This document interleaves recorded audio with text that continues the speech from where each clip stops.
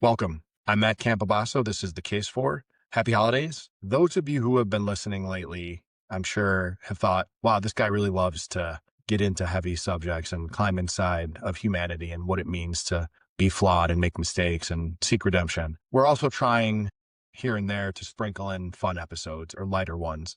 Definitely going to be doing a lot more of that in the new year. But for today, I want to stay in the same lane of an episode that we did a couple weeks ago where myself and my friend John Hammerly talked about Home Alone and A Christmas Story, and we went round and round on which one holds the belt as the preeminent Christmas film.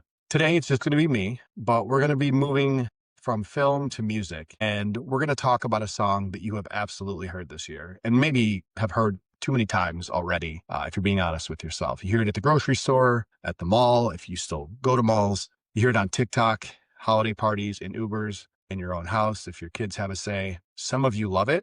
Some of you claim to hate it, but almost none of you are neutral about it.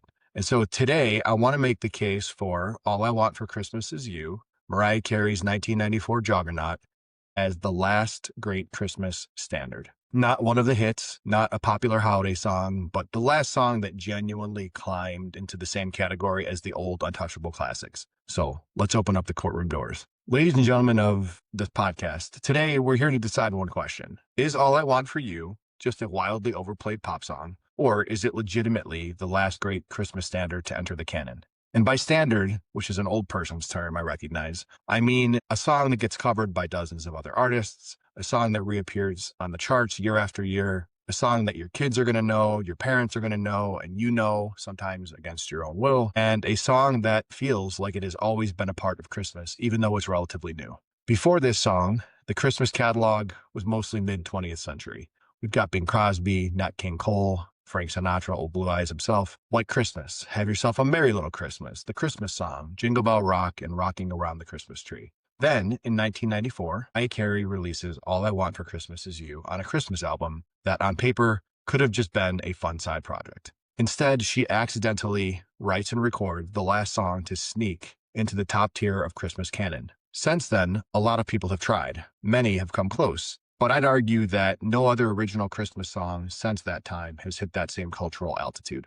That's the case I want to make today. We're going to look at the composition, the vibe, cultural impact, covers, complaints, and then we're going to end with a quick closing argument for why, even if you're over it, this song deserves your respect. First exhibit, the song itself. Strip away the memes, the shopping malls, the Mariah in a snow machine. Just listen to the structure. All I Want for Christmas Is You is not structured like a nice R&B track or modern pop song. It's structured like an old-time Christmas tune. You've got that bell intro, which are sleigh bells, and the piano that sound like they belong right next to Jingle Bell Rock. You have a verse-chorus structure that's simple and instantly singable. You've got a melody that feels timeless, like you could drop it into 1963 and it wouldn't feel out of place. And you've got those classic chord progressions that you could play on a piano in a church hall or with a jazz trio, and it would still work. It doesn't rely on production tricks to carry it. You can strip it down to just piano and voice, and it still works. You can turn it into a big band tune, and it still works. You can do it as an acoustic guitar cover, and it still works. That is the sign of a standard. You can move across genres and decades, and it doesn't fall apart. There are plenty of other catchy Christmas songs from the last 30 years, but very few of them feel like they could have been written in 1955 or in the 70s or 2025 and still make sense. This one definitely does. Okay. Exhibit B. All I Want for Christmas Is You is hooked into our seasonal, emotional DNA. Longing, nostalgia, romance, hope. I'm far away from home. I want you more than I want stuff. All I Want for Christmas Is You hits the last one in a very direct way. Lyrically, it's simple. No theology lecture, no heavy narrative, just, I don't care about the presents. I just want you for my own. Is that true? Probably not. We all care at least a little bit about the presents, but emotionally it lands. It's romantic enough to be a couple song, general enough to be a missing someone song, and light enough that you can play at an office party without HR getting involved. And it's fast. It's not like a slow burn ballad. It's upbeat longing. You can dance to it. You can sing it at karaoke, which I have many times, or you can have it out while you decorate the tree and it doesn't drag the mood down. But it's also not shallow. It's I want connection more than I want stuff, set to a sugar rush melody. That is incredibly Christmas. All right, Exhibit C, cultural domination. Let's talk about cultural impact. Since its release in 1994, All I Want for Christmas Is You has come back onto the pop charts almost every December. It's become a meme, right? We've all seen Mariah defrosting memes popping up on social media the moment Halloween ends. It's in movies, it's in commercials, social media edits, store playlists. It's literally everywhere. Is it overexposed? Yes, that's kind of the point. Classics are overexposed. White Christmas is overexposed. Jingle Bells is overexposed. Let It Snow, overexposed. We just don't notice it because those songs were already furniture in our lives by the time that most of us were born. All I Want for You, All I Want for Christmas Is You did something incredibly rare. It pushed its way into that same mental category during our lifetime. If you're a certain age, you literally watched it happen in real time. First as that Mariah Carey Christmas song. Then as, wow, this is on every station in December. Then as, okay, this song is now as unavoidable as Bing Crosby. That's not just popularity, that is standardhood. All right, Exhibit D, the covers. Another test of a standard. How many people try to cover it? If only the original artist ever sings it, it's a hit.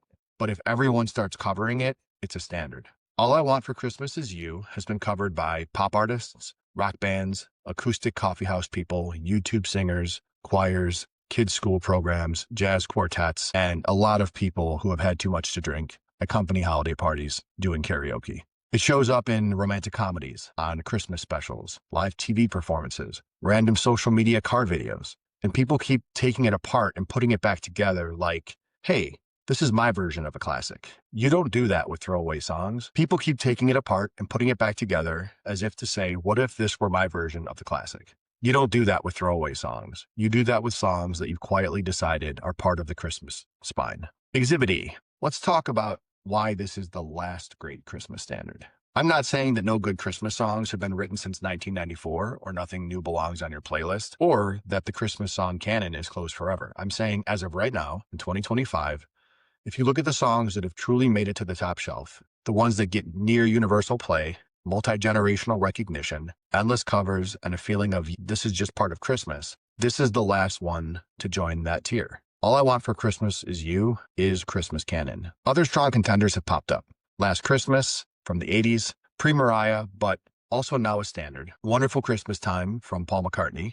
It's deeply divisive, but it's everywhere. And I think we've seen songs from singers like Kelly Clarkson and Sia over the last 15 to 20 years that have become part of our Christmas soundtrack. But in terms of sheer cultural penetration and standard behavior, the song behaving like it's been here forever, All I Want for Christmas Is You is the last slam dunk case. Everything after it, well, we're still waiting on that verdict. So, as I've done from time to time on this podcast, I have to acknowledge objections. So let's do that very quickly. It's annoying and overplayed. Absolutely. Yes, it is. And so is every Christmas standard. Jingle Bells, it's annoying. It's overplayed. Feliz Navidad, annoying and overplayed. Grandma Got Run Over by a Reindeer is a borderline war crime. Overplayed is not a meaningful criticism of a holiday song. It's actually proof of concept. Something doesn't get overplayed unless people request it or programmers know that it prevents people from changing the station. The real complaint behind it's overplayed is usually, this is too popular and I'm tired of being reminded I don't control the aux cord in public. That's fair, but it doesn't make it not a standard. Objection number 2, it's too commercial and it's shallow. All I Want for Christmas Is You is undeniably commercial. It makes an absurd amount of money every year from Mariah Carey and the others that were involved. It's in ads, it's everywhere. But guess what? Commercial isn't the same as empty. Most of the older classics we romanticize now were also very commercial when they dropped. They were written for movies, for radio, for sheet music sales. And lyrically, sure, it's not theological poetry, but I'd rather have You Than Present is not the worst thesis for a Christmas song. It's actually just kind of right. If we're honest, a lot of Christmas is about who's in the room, who isn't, and who we wish we could be with. For a pop song, it hits a pretty decent emotional bullseye. Objection 3. Other newer songs are just as big. There are newer songs with big followings. Some people swear by particular Christmas songs from country artists. Others love more recent pop entries. Certain artists have their loyal fan base that treats their Christmas album like it's the only thing that's allowed to be played on Christmas Day. But if you zoom out to the broader culture, and that's what we're talking about today in the context of a standard, how many of these songs are guaranteed to be in heavy rotation at the grocery store, the airport, kids' concerts, malls, and across playlists listened to by multiple generations? Most of the newer songs are still living in popular territory. They haven't made the full leap to, we would notice this if it went missing from December. If you removed All I Want for Christmas Is You from the world tomorrow, there would be a weird, noticeable hole. And that's the difference between popular and a standard. Let's talk about why people hate All I Want for Christmas Is You by Mariah Carey. There's a psychological piece here, right? We collectively love to hate what's huge, right? There's a saying, we love to build people up only to tear them down. Sports dynasties, ubiquitous franchises, songs that are everywhere. It's a way of asserting individuality. I'm not like everyone else. I don't like the obvious thing. And sometimes that's genuine. You may not really like a song, and that's totally fine. But I think buried beneath a lot of I hate that song rhetoric is a quieter truth. This has been the soundtrack to more Decembers of my life than I care to admit, and it makes me feel things I don't always have the language for. Every time it plays, it's not just this year. It's the last 5 years, the last 10 years, the people who were around, the people who aren't around anymore, the places you heard it, malls that don't exist anymore, cars that you don't drive anymore, relationships that didn't last. Sometimes rolling your eyes at a song is easier than saying, this has been playing in the background of my life for decades, and that kind of freaks me out. So you might be asking, Matt, why does this matter? It's just a song. Fair. That's a fair question.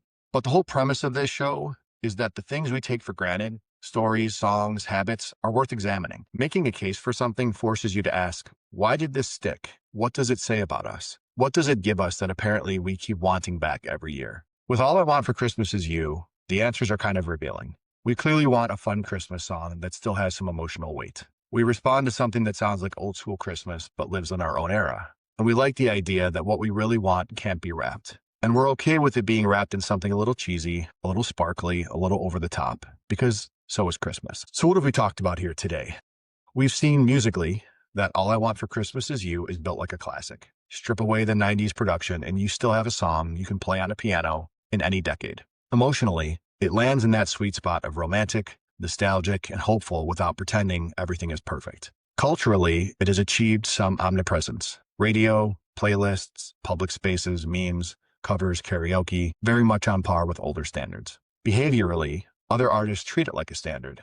They keep covering it year after year in every possible style. And chronologically, nothing released since it was released in 1994 has so clearly risen into that same top shelf, no question, this is now part of Christmas whether you like it or not category. Is this song overplayed? Absolutely. Is it commercial? Completely. Is it everyone's favorite? Of course not. But those are not disqualifications. Those are job hazards of being a standard. So, here's my closing argument. All I Want for Christmas Is You is the last great Christmas standard, not because Mariah Carey is a genius who outwrote every other songwriter in 1994 and beyond, but because the song managed to do something almost impossible in the modern world. It became inevitable. It slipped past our defenses and lodged itself into this season. We built memories on top of it, family rituals around it, jokes and eye rolls and dance floors and karaoke performances and car rides under it. And whether you personally love it or hate it, you would feel its absence if it were gone. That is what makes it a standard. Until another song manages the same trick, crossing generations, genres, cultures, and decades to become part of the December background radiation, I think All I Want for Christmas Is You holds the title, the last great Christmas standard.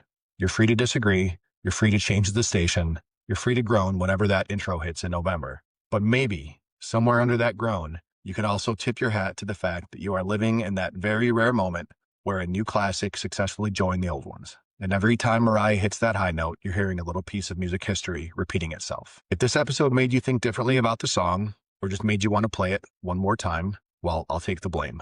I wish you and your family a happy holidays. Thanks for listening to The Case For. I'm Matt Campobasso.